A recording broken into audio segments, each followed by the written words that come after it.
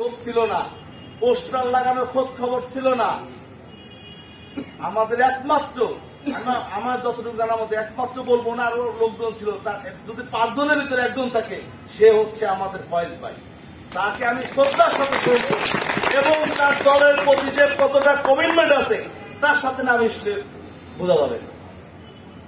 আরো উপস্থিত আছে যুগ্ম আহ্বায়ক আমার বড় ভাই আয়ুব খান, আরো উপস্থিত আছে যার নাম বললেই নয়, সাদা মনের মানুষ, বাকুলিয়া থানায় এখন তাঁতিদল খুব পাচ্ছে। শুধু তাই না, কুয়াকাটা থানায় এখন এগিয়ে আছে, সে আমার বড় ভাই, আমাদের চট্টগ্রাম মহানগর যুগ্ম আহ্বায়ক এবং বাকুলিয়া থানার তাঁতিদলের যুগ্ম আহ্বায়ক আব্দুল মালিক ভাই। আরো উপস্থিত আছে আমাদের যুগ্ম আহ্বায়ক জাহিদ আনসারি, তারপরে আমাদের ছাত্র দলের আমার খুব কাছের মানুষ আমাদের মিঠু, আর যার নাম না বললেই নয় আমাদের মহসিন ভাই। এবার খুব আকর্ষণের ভিতর দিয়ে আমাদের চট্টগ্রাম মহানগর বিএনপির সদস্য আমাদের মহসিন ভাই।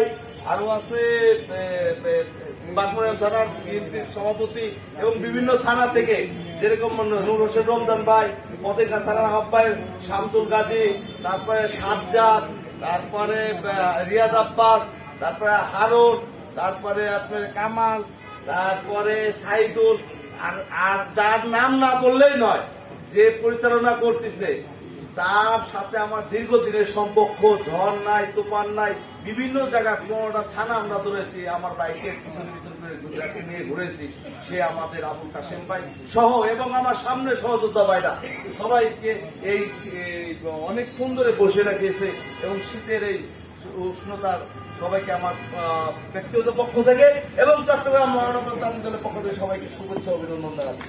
আসলে বক্তব্য দিয়ে গেছে আমাদের প্রধান অতিথি, বক্তব্য দিয়েছেন আমাদের ফয়েজ ভাই।